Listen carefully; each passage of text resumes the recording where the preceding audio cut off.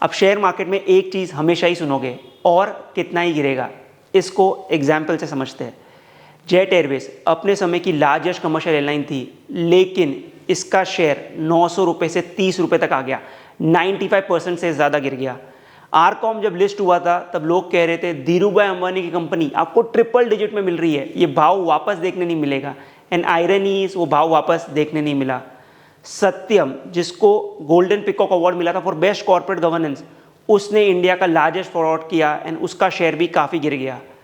तो बेसिकली ये सब इंडियन एग्जाम्पल्स है। ग्लोबली भी अगर आप देखो 2008 में लेमन ब्रदर्स जो लार्जेस्ट इन्वेस्टमेंट बैंक था वो बैंकरप्ट हो गया। General Motors one of the largest automobile company का शेयर जीरो आ गया। तो इन सब एग्जाम्पल से आप ये समझते हो कि बड़ी बड़ी कंपनीज भी रातों रात अपना सब कुछ गंवा सकती है। And as a investor, as a trader, आप सिर्फ रिस्क मैनेज कर सकते हो, आपके हाथ में सिर्फ रिस्क मैनेजमेंट है। इसलिए रिस्क मैनेजमेंट सबसे ज़्यादा इंपॉर्टेंट है स्टॉक मार्केट में। हर ट्रेड के 4 आउटकम हो सकते हैं, small profit, big profit, small loss and big loss. अगर आपको शेयर मार्केट में लंबे समय तक टिकना है तो आपको बिग लॉस हमेशा अवॉइड करना है। लेकिन ऐसा क्यों, इसको एक एग्जाम्पल से समझते हैं। सपोज आप किसी ट्रेड में 10% का लॉस कर रहे हो अपने कैपिटल का, तो आपको वापस 11% कमाना पड़ता है ब्रेक इवन आने के लिए। समझो किसी ट्रेड में आप 20% गंवाते हो अपने कैपिटल का, तो आपको वापस 25% कमाना पड़ता है ब्रेक इवन आने के लिए। अगर आप 50% गंवाते हो तो आपको 50% नहीं कमाना है वापस अपना कैपिटल पाने के लिए, आपको 100% कमाना पड़ता है वापस अपने कैपिटल पे आने के लिए। अगर आप किसी ट्रेड में 90% गंवाते हो तो आपको 900% कमाना पड़ता है वापस अपना कैपिटल लाने के लिए। तो आप देख सकते हो जितना छोटा लॉस उतना इजीली आप उसको रिकवर कर सकते हो, लेकिन जितना बड़ा लॉस आपको उतना ज़्यादा समय लगेगा उसको रिकवर करने में। अगर आप 50% का लॉस करो तो आपको 100% कमाना है अपना सिर्फ कैपिटल वापस लाने के लिए। तो जितना छोटा लॉस उतना इजीली आप अपना कैपिटल वापस ला सकते हो। एंड हम जनरली क्या करते हैं, हर छोटा लॉस जो नहीं लेते वो इवेंचुअली एक बड़ा लॉस बनता है। इसलिए एक कहावत है, if you can not take a small loss sooner और later you have to take mother of all losses. तो इसलिए अपना जो लॉस है 1 या 2% ऑफ योर कैपिटल के अंदर रखिए। इसको कैसे करना है हम इसके एग्जाम्पल से समझेंगे, रिस्क मैनेजमेंट टेक्निक्स को समझेंगे।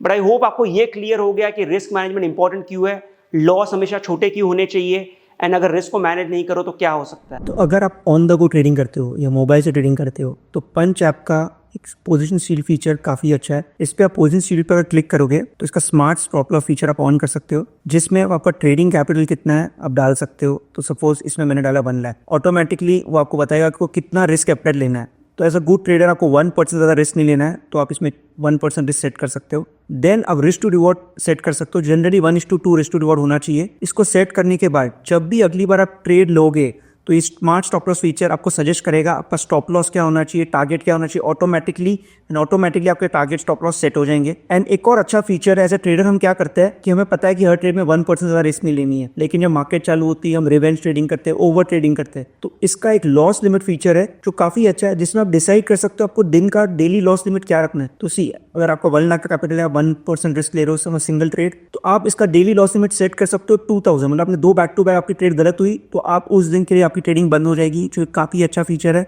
तो इसको एक्सप्लोर कीजिए एंड आई एम श्योर ये आपके रिस्क मैनेजमेंट में काफी हेल्प करेगा। तो रिस्क को इफेक्टिवली मैनेज कैसे करना है इसको समझते हैं। तो रिस्क मैनेजमेंट के 2 तरीके हैं, सबसे पहले stop loss and second position sizing. Stop loss हम ऑलरेडी समझ चुके हैं कि हमको स्टॉप लॉस कैसे रखना है, तो आपको ट्रेंड के साथ रहना है, एक लॉजिकल स्टॉप लॉस रखना है जो हमें ऑलरेडी पता है। लेकिन पोजीशन साइजिंग क्या होता है? पोजीशन साइजिंग का मतलब है आप किसी भी ट्रेड पर जब ट्रेड ले रहे हो तो आपको कितनी क्वांटिटी बाई करनी है, दैट इज पोजीशन साइजिंग।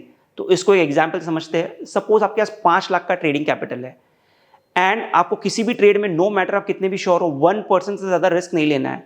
तो अगर आपका कैपिटल 5 लाख है तो basically 1% of 5 lakh is 5000 rupees. मतलब आप किसी भी ट्रेड पर 5000 से ज़्यादा रिस्क नहीं लोगे। तो बेसिकली आपकी पोजीशन साइजिंग या जो क्वांटिटी होती है वो कैसे डिसाइड होगी? Quantity is equal to risk amount by stop loss. तो आपका रिस्क अमाउंट क्या है? 5000, because 1% of the capital is 5000। And stop loss, तो फॉर एग्जाम्पल आप किसी ट्रेड में 100 पे बाई कर रहे हो किसी स्टॉक को, आपका स्टॉप लॉस सपोज 99 है।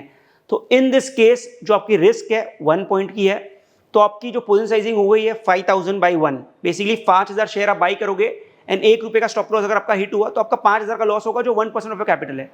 लेकिन सपोज आपका स्टॉप लॉस बड़ा है, आप किसी स्टॉक को 100 पे बाई कर रहे हो, स्टॉप लॉस 98 है, तो बेसिकली आपकी रिस्क है 2 पॉइंट। तो in this case position sizing क्या हो जाएगी, 5000 जो आपका रिस्क अमाउंट है डिवाइडेड बाई जो stop loss in this case 2 है, तो बेसिकली 2500 क्वांटिटी। लेकिन अगर आप 2500 क्वांटिटी में 2 पॉइंट का लॉस करो तो वापस आपका जो लॉस होगा 5000 रुपए का होगा, which is 1% of a capital. तो आप ये समझ पा रहे हो कि जैसे जैसे आपका स्टॉप लॉस बढ़ेगा ऑटोमेटिकली आपकी पोजीशन साइजिंग कम हो जाएगी। सपोज किसी स्टॉक में आपका स्टॉप लॉस 10 पॉइंट का है, तो सपोज 100 पे बाई कर रहे हो एंड 90 आपका स्टॉप लॉस है, तो बेसिकली आपका स्टॉप लॉस 10 पॉइंट्स का हो गया। वापस अगर पोजीशन साइजिंग कैलकुलेट करें 5000 बाई 10 बेसिकली 500 क्वांटिटी। तो आप देख पा रहे हो जैसे जैसे स्टॉप लॉस बढ़ रहा है आपकी क्वांटिटी कम होते जा रही है, पर आपका जो रिस्क अमाउंट है इज 1% ऑफ योर कैपिटल। तो ये आपको हमेशा फॉलो करना है एंड ये पोजीशन साइजिंग का रूल आपको हमेशा याद रखना है। पोजीशन साइजिंग या जो क्वांटिटी है will always be risk amount, जो आप जितना अमाउंट आपको रिस्क करना है that is 1% of capital divide by the stop loss. अगर स्टॉप लॉस बड़ा है तो क्वांटिटी ऑटोमेटिकली कम हो जाएगी, स्टॉप लॉस अगर छोटा है तो ऑटोमेटिकली क्वांटिटी बढ़ जाएगी, लेकिन 1% से ज्यादा आपको किसी भी ट्रेड पर लॉस नहीं करना है। ये रूल हमेशा याद रखिए। अगर आप इस रूल को इफेक्टिवली फॉलो करोगे तो कभी भी आप बड़े ड्रॉडाउन में नहीं आओगे। जैसा कि हमने डिस्कस किया कि 10% का लॉस होता है तो आपको 11% चाहिए ब्रेक इवन के लिए, लेकिन आप 8% का ही लॉस करो तो आपको सिर्फ 1.1% चाहिए वापस पैसा कमाने के लिए। तो छोटे लॉसेस हो गए तो आप इजीली रिकवर कर पाओगे एंड ये रूल को हमेशा फॉलो कीजिए, never risk more than 1% of a capital on any trade. तो अगर मैं इस रिस्क मैनेजमेंट की मॉड्यूल को समराइज करूं तो हर ट्रेड के 4 आउटकम होते हैं, small profit, big profit, small loss, big loss. And आपको बिग लॉस हमेशा अवॉइड करना है। बिग लॉस वो लॉस होगा जो 1% ऑफ कैपिटल से ज़्यादा हो रहा है, तो आपको किसी भी ट्रेड पर 1% से ज़्यादा लूज नहीं करना है। एंड उसको हम कैसे करेंगे, जैसा कि हमने समझा position sizing. Basically position sizing is risk amount by stop loss. तो आपको कितनी क्वांटिटी बाई करनी है आपके स्टॉप लॉस से डिसाइड होगा एंड जैसे जैसे आपका स्टॉप लॉस बढ़ेगा ऑटोमेटिकली आपकी पोजीशन साइजिंग कम हो जाएगी, क्वांटिटी कम हो जाएगी, लेकिन आपका जो लॉस है 1% ऑफ कैपिटल के अंदर रहेगा। हम क्या गलती करते हैं कि जिस ट्रेड में हमको ज़्यादा कन्विक्शन होता है हम उसमें ज़्यादा क्वांटिटी बाई करते हैं, जिसमें कम कन्विक्शन होता है उसमें कम क्वांटिटी बाई करते हैं। लेकिन जनरली क्या होगा, जिसमें आप ज़्यादा क्वांटिटी बाई कर रहे हो उसमें आप गलत हो जाते हो, जिसमें कम बाई कर रहे हो उसमें आप राइट हो जाते हो। Trading is a game of probabilities. आपको नहीं पता कि कौन सी ट्रेड राइट होगी या रॉन्ग होगी, आपको सिर्फ प्रोबेबिलिटीज को प्ले करना है। तो इसलिए आपको रिस्क मैनेजमेंट हमेशा फॉलो करना है एंड 1% से ज़्यादा रिस्क किसी भी ट्रेड पर नहीं लेनी है। तो इसको हमेशा फॉलो कीजिए। हमने काफ़ी एग्जाम्पल्स भी लिए कि जैसे कैसे जीनियसेस फेल हो गए रिस्क मैनेज नहीं करने की वजह से। लाइव क्लास में और एग्जाम्पल्स लेंगे और प्रैक्टिकल सेटअप्स पर डिस्कस करेंगे कि रियल लाइफ में कैसे रिस्क को इफेक्टिवली मैनेज करना है। बट रिस्क मैनेजमेंट को अगर सिंपली कहूँ तो लॉसेस को छोटा रखिए एंड प्रॉफिट्स को बढ़ा रखिए। यही एक सिंपल रूल है रिस्क मैनेजमेंट का and manage your risk at all times. Live class में इसको और डिस्कशन करेंगे और डिटेल में समझेंगे। बट आई होप आपको ये वीडियो इंसाइटफुल लगा हो एंड आप आज से रिस्क मैनेजमेंट को ज़्यादा इंपॉर्टेंस देंगे। Investments in securities market are subject to market risks. Read all the related documents carefully before investing.